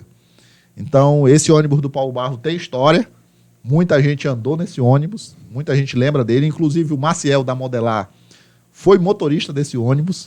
E é bastante interessante essa história do Chimbinha aí, que o nosso amigo Jorge Rosário, da loja Rosário, na época ele tinha uma banda chamada Canal do Som, e um dos músicos que, digamos assim, fazia um freelance lá na Canal do Som era o Chimbinha. O Chimbinha não era famoso ainda na época, ele vinha na cidade só lá tocar guitarra na Canal do Som e tal. Aí, muitas vezes, nos ensaios, o Chimbinha precisava voltar para Belém. E aconteceu de algumas vezes ele voltar com a gente no ônibus do Paulo Barra até Castanhal. De Castanhal ele pegava uma van e ia para lá. Então, olha aí uma coisa que eu não sabia. Então teve gente aqui em Santa Maria que chegou a ver o Chimbinha pessoalmente. Chegou a viajar com o Chimbinha no próprio ônibus. Antes da fama, né? Antes da fama. Chimbinha antes da glória. Cara, esse episódio ficou muito rico em história da cidade, cara. Por mais que ficou assim, comentado de forma um pouco vaga, né? Até porque muitas dessas histórias foram que tu ouviu falar e tu não vivenciou. Fica aqui o convite para você, mais uma vez, que conhece alguma dessas histórias, vir aprofundar mais ela aqui. Thiago, antes da gente encerrar, gostaria que tu contasse aí como as pessoas podem contar com os teus serviços, porque apesar do episódio ter sido muito da história do município, tu é contador, tem um escritório de contabilidade há mais de 10 anos aqui no município, e como as pessoas podem se beneficiar dos teus serviços aí, como ela pode te contatar, te encontrar ou aprender mais sobre contabilidade nas tuas redes sociais. Então, a Castal de Contabilidade é um escritório de contabilidade voltado não só para o município de Santa Maria, mas para toda a região do Nordeste paraense. A gente presta serviços para empresas, né, com finalidades comerciais ou não. Pode ser associação, pode ser sindicato, pode ser um clube, pode ser uma fábrica, pode ser um comércio em si. A gente presta serviços contábeis, né, para auxiliar as pessoas na melhor forma de contabilizar os seus negócios, os seus números. Que a contabilidade, ela não enxerga só números, ela enxerga também resultados. Então, a gente está aí com o time completo para ajudá-los. Se você, que é um empresário, ou faz parte de algum clube, associação, sindicato e tal, e tem alguma dúvida contábil, você pode mandar para a gente através do nosso Instagram, lá no Castol de Contabilidade.